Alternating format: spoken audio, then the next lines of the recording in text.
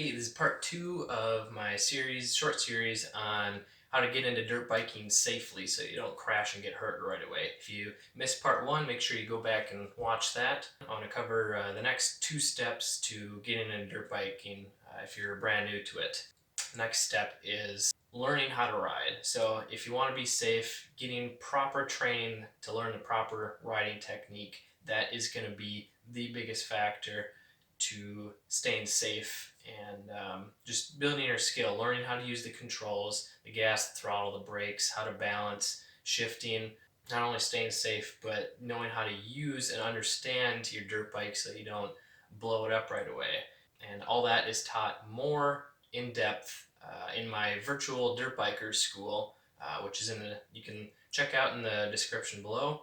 So the next step is getting some basic tools. So if you're on a budget like me, getting some simple tools to be able to do the basic maintenance like changing oil, doing air filter, adjusting chain on your bike. You want to start out with some basic wrenches and a socket set, metric. If you have Japanese bikes, so Honda, Kawasaki, Yamaha, Suzuki, the 8, 10, 12, 13, 15, 17 millimeter wrenches and sockets are the most popular. Getting a T-handle, then screwdrivers, just simple tools like that are really all you need to do simple maintenance. Maybe adjustable wrench to break off the axle nut, and then you really don't need much more than that to get started.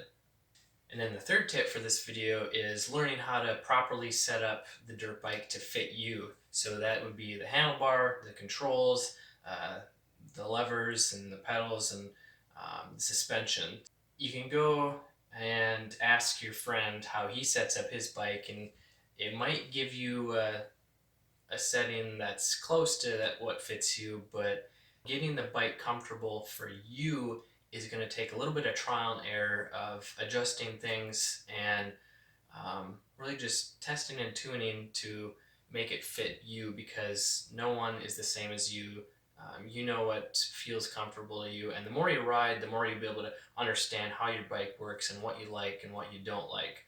That goes especially for suspension. Getting the right spring rate and then setting the ride height to balance the front and rear suspension. That's the two most important things for getting the suspension right for you to get started. So if you're not comfortable on your bike, the two biggest things are learning proper riding technique and setting the bike up to be comfortable for you so that you fit it properly and that it builds confidence for your ride. If you want to learn more, go to motocrosshideout.com.